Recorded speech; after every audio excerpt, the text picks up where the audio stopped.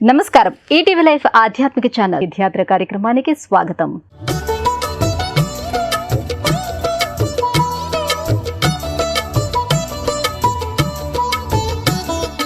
మన మనసు దేని యందు లయిస్తే జీవుడు సాక్షాత్తు శివుడిగా ప్రకాశిస్తాడో ఆ పరంధామ స్వరూపమే శివలింగం.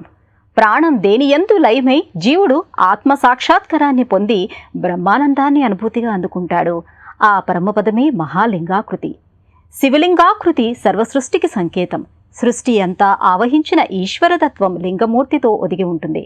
అందుకే మన దేశం శివలింగ దివ్యధాత్రి. ఆ సేతు హిమాచలం ఎన్నో మహిమాన్విత శైవధామాలు వర్ధిల్లుతున్నాయి. ఆ పరంపరలోనిదే ఆంధ్రప్రదేశ్లోని నంద్యాల జిల్లాలో నెలకొన్న సుప్రసిద్ధ శైవ క్షేత్రం మహానంది. నేటి తీర్థయాత్రలో మహానంది క్షేత్ర విశేషాలను తిలకిద్దాం.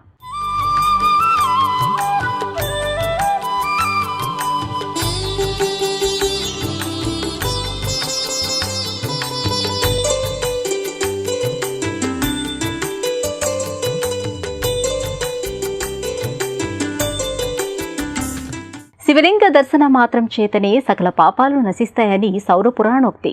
భక్తుల సర్వ పాపరాశుల్ని క్షయం చేయటానికి, వారికి ఆనంద సిద్ధిని అనుగ్రహించటానికి కైలాసనాథుడు లింగమూర్తిగా ఆవిష్కారమయ్యాడు. అలాంటి మహాదేవుడు మహానందీశ్వరుడిగా మహానంది క్షేత్రంలో కామేశ్వరీదేవి సమేతంగా వర్ధిల్లుతున్నాడు. నవనందీశ్వర క్షేత్రంగా, కపిల గోధార క్షేత్రంగా, పంచజలసిరి సన్నిధిగా మహానంది క్షేత్రం ఖ్యాతిగాంచింది. వేద వేదాంత వేద్యాయ నమః శివాయ, నందీశ్వర స్వరూపాయ నాద ప్రియంబమ నమో నమః శివాయ. తన ప్రియభక్తుడు వాహన సేవకుడు అయిన నంది పేరిట పరమేశ్వరుడు అభివ్యక్తమైన దివ్య సన్నిధి మహానంది. సతత హరితారణ్యమైన నల్లమల అటవీ క్షేత్రానికి తూర్పు వైపున ఈ క్షేత్రం నెలకొని ఉంటుంది. పౌరాణిక యశస్సు, చారిత్రక తేజస్సు, మహిమా ఉషస్సు కలగలిసిన పరమ పునీత క్షేత్రం మహానంది. 19వ శతాబ్దం వరకు ఈ ఆలయం నల్లమల కీకారణ్యంలో అంతర్భాగంగా ఉండేది. ఈ ఆలయ శిల్పశైలిని బట్టి లభించిన శాసనాల ఆధారంగా ఈ ఆలయాన్ని 7వ శతాబ్దంలో నిర్మించారని తెలుస్తున్నది.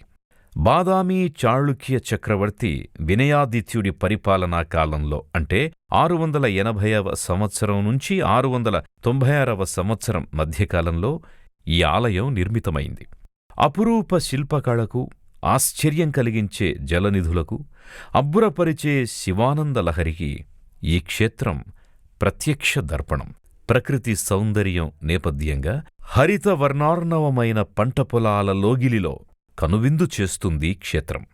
సప్తకలశయుక్తంగా 5 అంతస్తులలో మహారాజగోపుర ఆలయం ముంగిట ధీరగంభీరంగా ప్రకటితమవుతున్నది.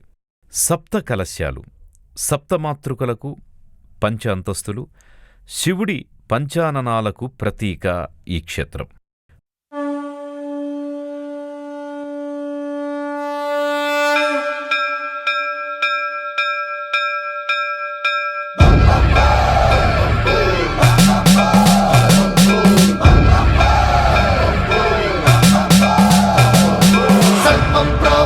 క్షేత్రంలో మరి యొక్క విశేషమైనటువంటిది ఏమంటే స్వామివారి గోపురం అనేటువంటిది ఇక్కడ చాలా విశేషం.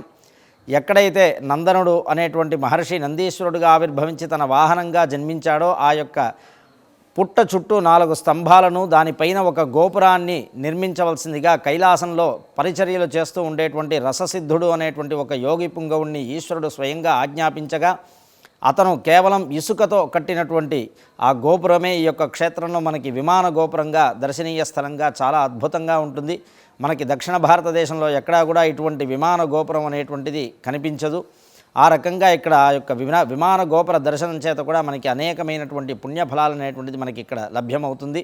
పాండవుల వంశానికి చెందిన ఉత్తుంగ భోజుడి కుమారుడైన నందన చక్రవర్తి కాలంలో మహానందీశ్వరాలయం తొలిసారి నిర్మితమైందని పురాణ కథనం. చాళుక్యులు, చోళులు, విజయనగర చక్రవర్తులు ఈ ఆలయాన్ని ఎంతగానో అభివృద్ధి చేశారు.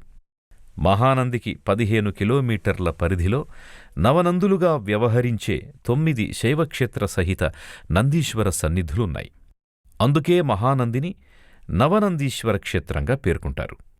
తన భక్తుడైన నందిని అనుగ్రహించడానికి ఒక సందర్భంలో నంది తన పేరిట మహేశ్వరుడు అవతరించాలి అనే ఆకాంక్షకి ప్రతిరూపంగా మహానంది దివ్యక్షేత్రం ఆవిర్భవించింది. రససిద్ధుడు అనే శిల్పాచార్యుడి ఆధ్వర్యంలో ఈ క్షేత్ర నిర్మాణం కొనసాగింది. అపురూపమైన శిల్పాలు, పంచకోనేరులు, త్రిపుష్కరిణిలు, ముఖమంటపాలు, భోగమంటపాలు, ఉత్సవ మంటపాలు, స్తంభాకృతులు, ప్రాకార మంటపాలన్నీ శిల్పకళామయంగా దృగ్గోచరమవుతాయి.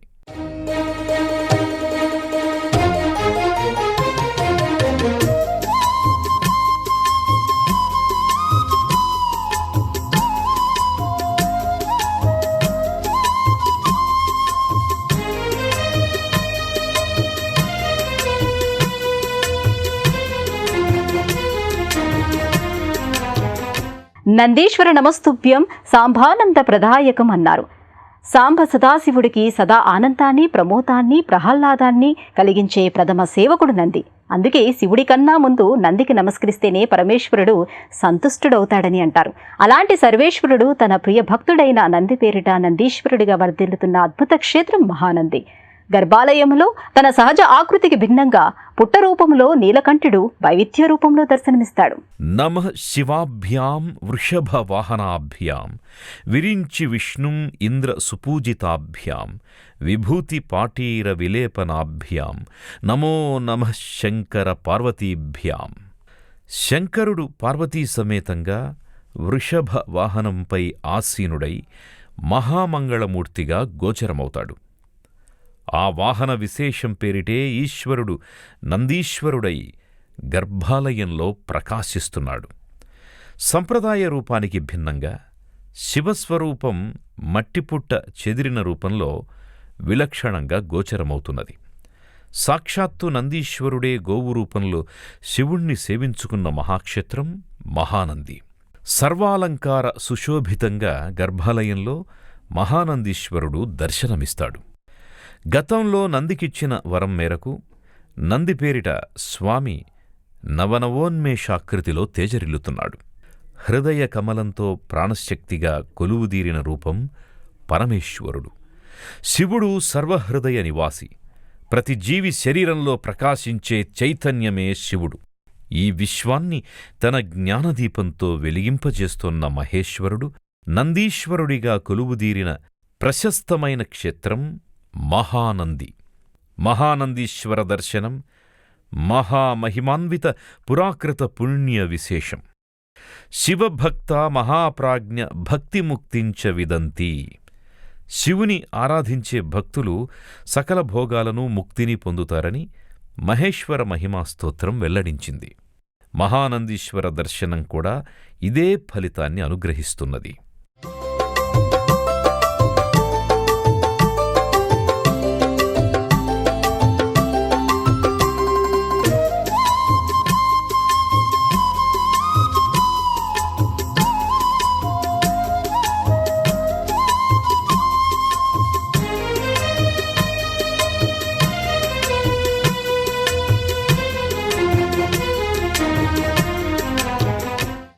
మనం ఇక్కడ చూసేటువంటి పుట్ట ఏదైతే ఉందో మనకి ఈ యొక్క దేశంలో ఎక్కడా కూడా పుట్ట ఆకారంలో ఈశ్వరుడు ఉండడం అనేటువంటిది ఎక్కడా కూడా సాధ్యం కాదు.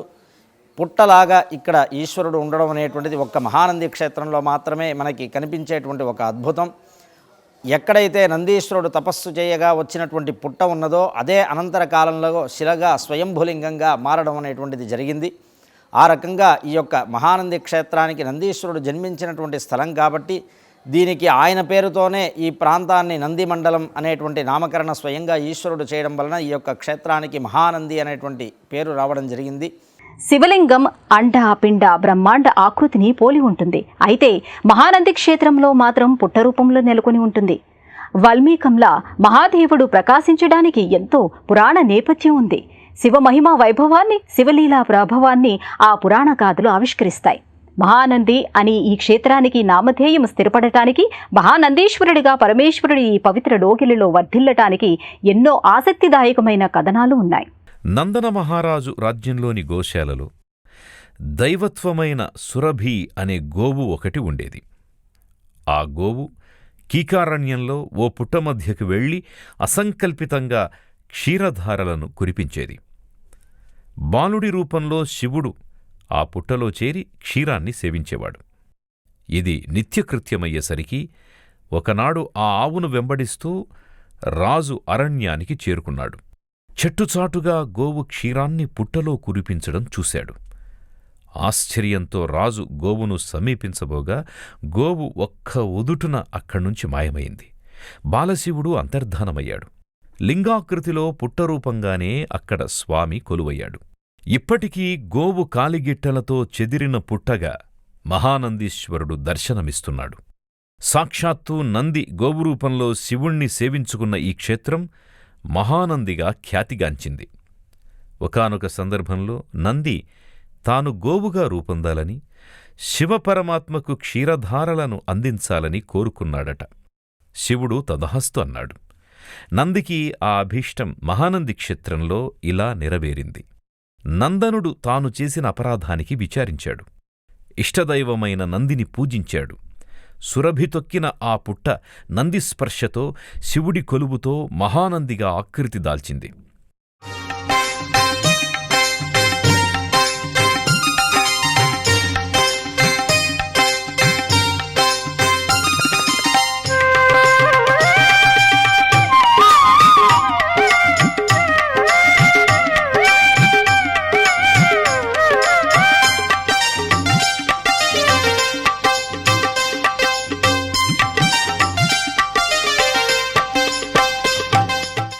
అట్లాగే అనంతర కాలంలో కలియుగ ప్రవేశ కాలంలో ఈ యొక్క కొండలో నిత్యం కూడా ఆవులు అనేటువంటివి నిత్యం వచ్చి ఇక్కడ క్షీరాన్ని సేవిస్తూ వెళుతూ ఉండేటువంటిది. అలా ప్రతినిత్యం వెళుతున్నటువంటి ఆవులో కపిల గోవు, కపిల అనేటువంటి నామకరణం కలిగినటువంటి ఒక్క గోవు మాత్రం ఇంటికి వెళ్ళి పాలు ఇవ్వకుండా ఉండేది.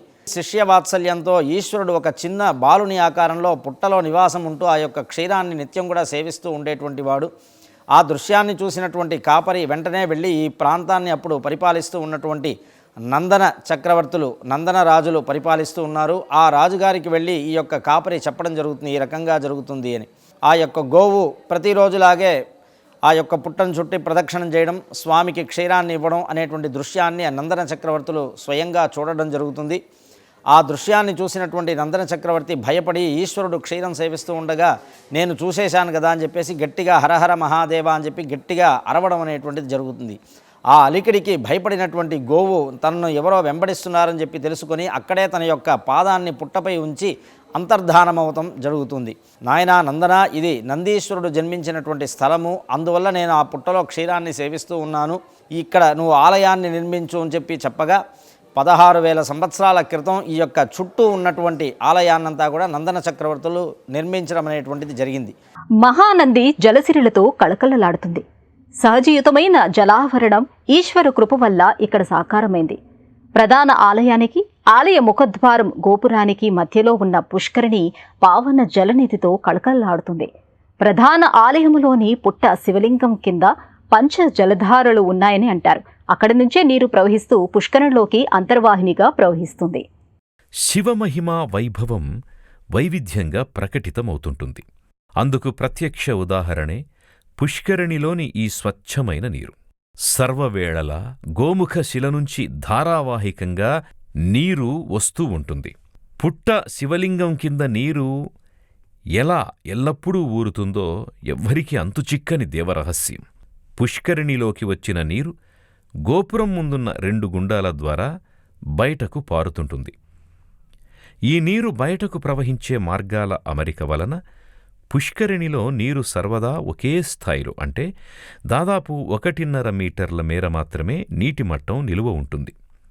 ఈ నీరు ఎంతో నిర్మలంగా, స్వచ్ఛ స్ఫటికంగా ఉంటుంది. ఈ జలం ఏడాది పొడవునా కాలాలతో నిమిత్తం లేకుండా ఒకే స్థాయిలో ఉంటుంది. ఈ మహానంది క్షేత్రంలో ఉద్భవించే నీరు సుమారు 3,000 ఎకరాలకు సాగునీటిగాను ఉపయోగపడుతున్నది. 3 కాలాల్లోనూ పంటలకు సరిపడా పుష్కలంగా నీరందుతోంది. ఈ మంచినీటి పుష్కరిణిని కళ్యాణి తీర్థం అని వ్యవహరిస్తారు. చాళుక్యరాజుల ప్రతిష్టావంతమైన నిర్మాణ శైలికి ఈ పుష్కరిణి ప్రత్యక్ష దర్శనం. ఈ జలనిధిలో విష్ణుగుండం, బ్రహ్మగుండం, రుద్రగుండాలు అంతర్వాహినులుగా ప్రవహిస్తున్నాయి.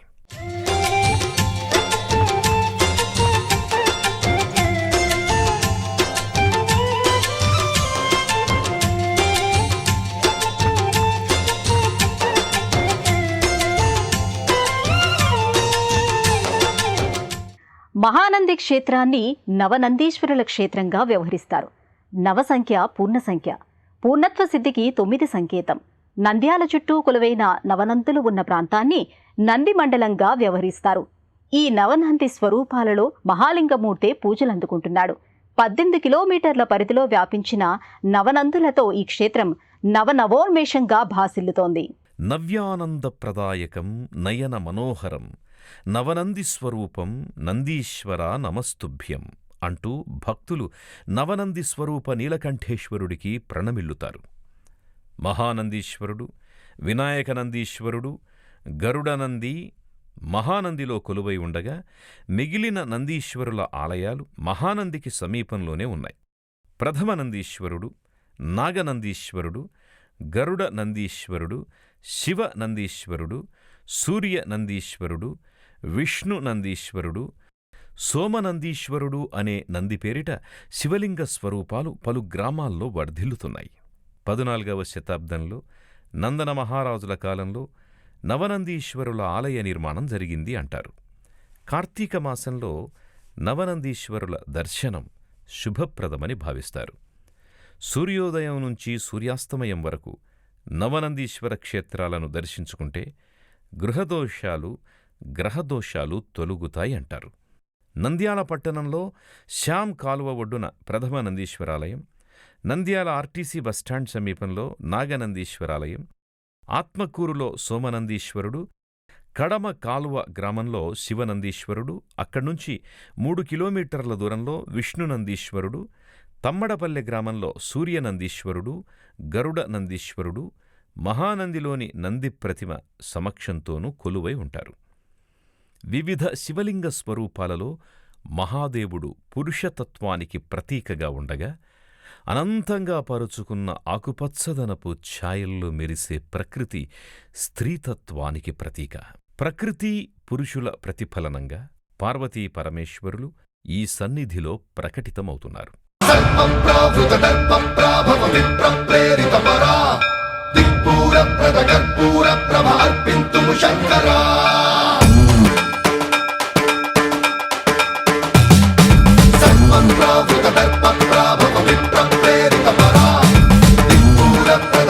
మహానంది అంటేనే కోనేర్లు.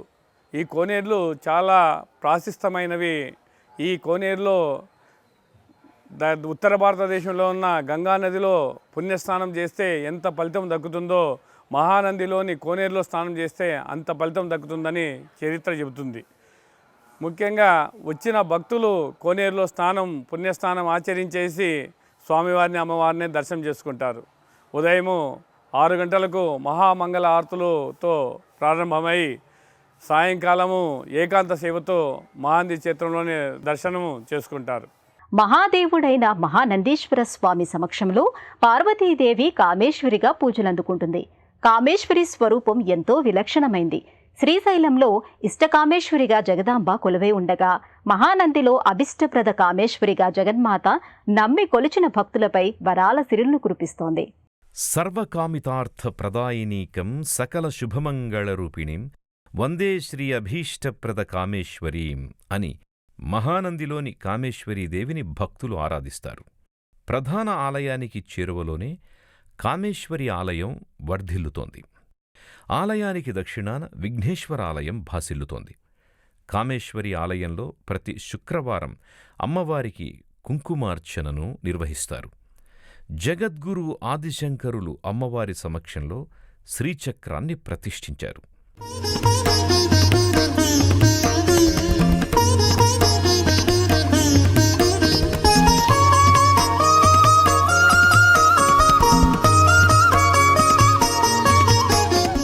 హైదరాబాదు నుంచి 313 కిలోమీటర్ల దూరంలో మహానంది నెలకొని ఉంది.